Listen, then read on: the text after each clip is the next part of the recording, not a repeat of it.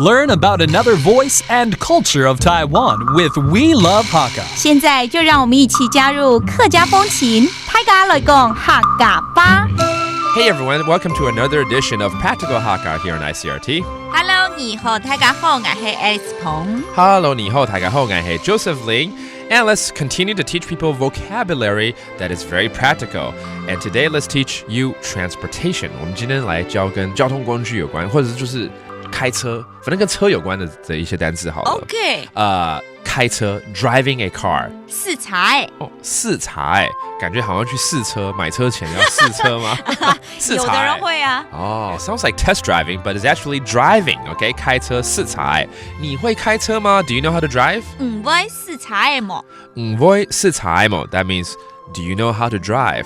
那會的話就是會那不會的話唔會。Okay, that means yes or no. All right, when you drive, you're gonna have to park. 停車真的很麻煩，停車 parking。停茶。警察來了，說要停茶。哎呦，對不對？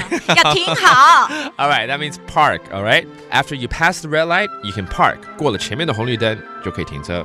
高鐵頭前嘅搶紅燈停茶。高鐵，我沒有高鐵，我台鐵。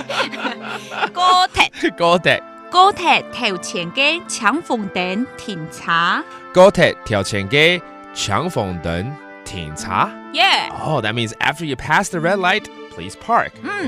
停車的海陸腔。Okay, different dialect for parking. 停茶。停車。All right, some people are shopping for a car. 剛剛在講要試車，對不對？試車為什麼呢？就是要買車，對不對 ？Okay, you're gonna buy a car. 買車。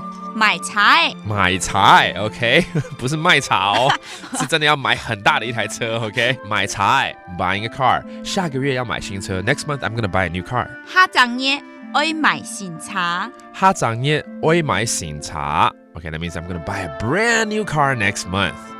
跟車有關係的還有個東西叫車票可是不見得是要坐車子，可能火車也是車票嘛，對不對？巴士也是車票 ，OK。茶單 ，again that's a ticket like a bus ticket or a train ticket. So let's review these terms associated with driving around with transportation. 開車 driving. 試茶 parking 停車. 停茶 買車 buying a car. 買菜 and finally a ticket 車票茶單 There you go. That does it for today's Hakka lesson. 什麼太嘎？按子 say 張來了。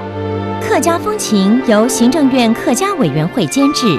We Love Hakka has been brought to you by the Executive Yuan's Council for Hakka Affairs.